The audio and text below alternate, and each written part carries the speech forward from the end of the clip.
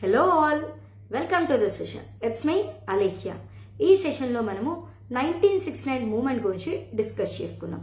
అలానే 1969 మూమెంట్ రావడానికి కారణాలు ఏంటి అనేది లిస్ట్ అవుట్ చేసుకుందాము ఒక చిన్న క్లారిటీ కోసం. అలానే బ్రీఫ్గా తెలుసుకున్న తరువాత క్లియర్గా ఒక్కొక్క రీజన్ని అనాలిసిస్ చేస్తూ ఈ రీజన్ ఏంటి అండ్ ఎందుకు ఈ రీజన్ 1969 మూమెంట్కి కారణంగా మారింది ఈ సెషన్లో తెలుసుకుందాం. ఇప్పుడు మనము 1969 మూమెంట్ జరగడానికి రీజన్స్ ఏంటి అని డిస్కస్ చేసుకుందాం. ఇన్ సింపుల్ చెప్పాలి అంటే జెంటిల్మెన్స్ అగ్రిమెంట్ని వయలేట్ చేయడమే 1969 మూమెంట్కి పెద్ద కారణం అని చెప్పచ్చు. సో జెంటిల్మెన్స్ అగ్రిమెంట్ అనేది ఆల్రెడీ ప్రీవియస్ సెషన్లో ఎక్స్ప్లెయిన్ చేశానండి. ఒకసారి అది చూసారు అంటే మీకు ఈ టాపిక్ ఇంటర్లింక్ ఉంటుంది కాబట్టి ఈజీగా అర్థమవుతుంది. జెంటిల్మెన్స్ అగ్రిమెంట్లో ఆంధ్ర తెలంగాణ కలవడం కోసం కొన్ని ప్రామిసెస్ అయితే చేశారు. అగ్రిమెంట్ అయితే చేసుకున్నాము కానీ ఫుల్ఫిల్ అయితే చేయలేదన్నమాట. అందుకోసమే 1969 మూమెంట్ జరిగింది అని చెప్పచ్చు. మనకు ఈజీగా అర్థం అవ్వడం కోసం రీజన్స్ని 2 కేటగిరీస్గా డివైడ్ చేసుకుందాం. అండ్ అవేంటి అంటే మెయిన్ రోల్ ప్లే చేసింది ఎంప్లాయీస్ కాబట్టి ఎంప్లాయీస్ పరంగా ఎలాంటి ప్రాబ్లమ్స్ ఫేస్ చేశారు, ఎందుకు మూమెంట్ స్టార్ట్ చేశారు అని. అండ్ ఇంకొకటి జెంటిల్మెన్స్ అగ్రిమెంట్లో భాగంగా ఏ ప్రామిసెస్ వాళ్ళు బ్రేక్ చేశారు అనేసి డిస్కస్ చేసుకుందాం. సో ఇక్కడ మనం చూస్తే తెలంగాణ రీజనల్ కౌన్సిల్ అనేది వన్ ఆఫ్ ద రీజన్ అని చెప్పచ్చు. సో తెలంగాణ రీజనల్ కౌన్సిల్ అనేది 1956లో ఏర్పాటు అవ్వాలి according to gentlemen's agreement. But 1958లో ఫామ్ చేశారు. అండ్ తర్వాత కొంచెం ప్రాబ్లం అయితే ఫేస్ చేసాం, తర్వాత డిస్కస్ చేద్దాం. Next deputy CM post. Actually deputy CM post ఎలా ప్రామిస్ చేశారు అంటే according to gentlemen's agreement CM candidate Andhra అయితే డెప్యూటీ సీఎం క్యాండిడేట్ తెలంగాణ నుండి ఉండాలన్నమాట. అలానే సీఎం క్యాండిడేట్ తెలంగాణ అయితే deputy CM candidate from Andhra అయి ఉండాలి. బట్ ఫస్ట్ సీఎం ఎవరు అంటే నీలం సంజీవ్ రెడ్డి. నీలం సంజీవ్ రెడ్డి సీఎం అయిన తర్వాత డెప్యూటీ సీఎం పోస్ట్ని 6th ఫింగర్గా కన్సిడర్ చేసి ఆ పోస్ట్లో ఎవరిని కూడా ఇన్వాల్వ్ చేయలేదు. అంటే ఇన్ సింపుల్ నీలం సంజీవ్ రెడ్డి సీఎంగా ఉన్నంతకాలం డెప్యూటీ సీఎం పోస్ట్ అనేది ఖాళీగా ఉంది. అలా ఈ ప్రామిస్ని కూడా బ్రేక్ చేశారని చెప్పచ్చు. Next ministries. సో మనకి చెప్పడం అయితే according to gentlemen's agreement main ministries అంటే ఒక 5 మినిస్ట్రీస్లో అట్లీస్ట్ ఒక 3 అయితే తెలంగాణ వాళ్ళకి ఇవ్వాలి అన్నారు. బట్ ఇన్ రియాలిటీ చెప్పాలి అంటే హోమ్ మినిస్ట్రీ అవ్వచ్చు, ఫినాన్స్ అవ్వచ్చు, ఇలాంటి మెయిన్ మినిస్ట్రీస్లో తెలంగాణ వాళ్ళనైతే ఇన్వాల్వ్ చేయలేదండి. Next domination. సో జాబ్స్ విషయంలో అవ్వచ్చు, ఏదైనా అవ్వచ్చు, ప్రతి చోట కూడా ఆంధ్ర పీపుల్ యొక్క డామినేషన్ అనేది ఎక్కువగా ఉండేది. And coming to language, Telangana లాంగ్వేజ్ని కానీ తెలంగాణ స్లాంగ్ని కానీ ఎప్పుడూ క్రిటిసైజ్ చేస్తూనే ఉన్నారు. కాబట్టి మనకి నచ్చలేదని చెప్పచ్చు. Next coming to students. Gentlemen's అగ్రిమెంట్లో స్టూడెంట్స్ పరంగా ఒక ప్రామిస్ అయితే ఉంది. అదేంటి అంటే తెలంగాణ స్టూడెంట్స్కి ఎక్కువ సీట్స్ కేటాయించాలి అని. కానీ రియాలిటీలో అయితే అది ఫాలో అవ్వలేదని చెప్పచ్చు. కాబట్టి స్టూడెంట్స్ కూడా ఈ మూమెంట్లో ఇన్వాల్వ్ అయ్యారు. And coming to surplus budget.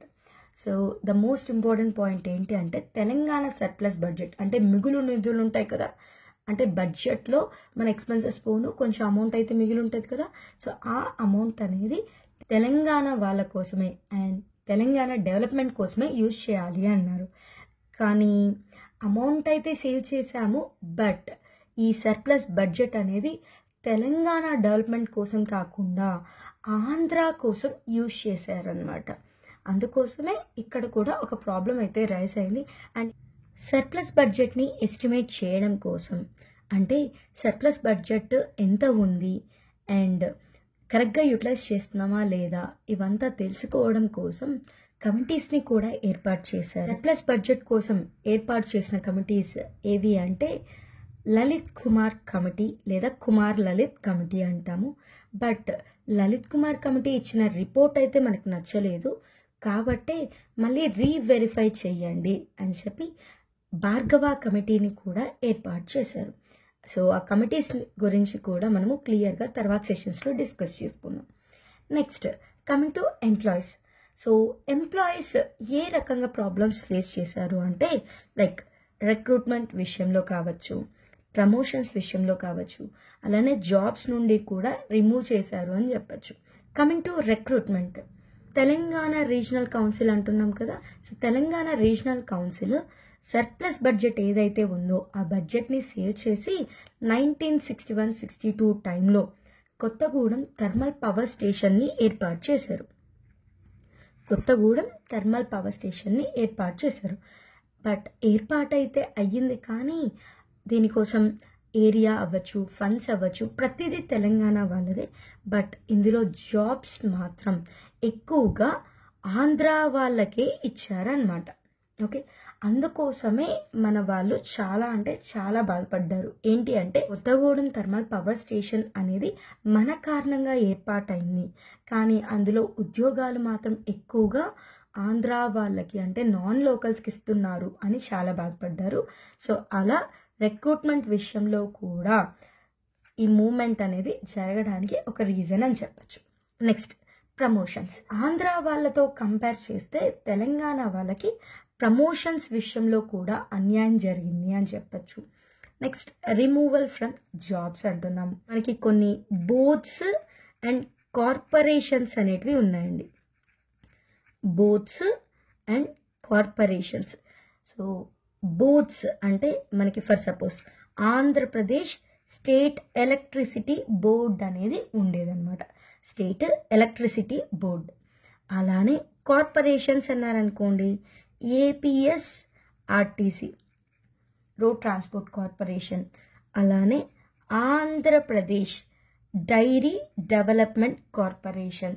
ఇలా మనకి కొన్ని బోర్డ్స్, కార్పొరేషన్స్ అనేటివి ఉన్నాయన్నమాట. సో ఇందులో నుండి చాలామందికి జాబ్స్ అయితే తీసేశారు. అంటే ఆంధ్రప్రదేశ్ గవర్నమెంట్ ఆ టైంలో సీఎం వచ్చేసి కాసు బ్రహ్మానందరెడ్డి ఏం చేశారు అంటే కొన్ని ఆర్డర్స్ అయితే పాస్ చేశారు. అండ్ ఆ ఆర్డర్స్ పాస్ చేయడం వల్ల చాలామంది జాబ్స్ అయితే కోల్పోయారు అని చెప్పచ్చు. అలా జాబ్స్ నుండి కూడా మనకి ప్రాబ్లం అయితే రైజ్ అయింది.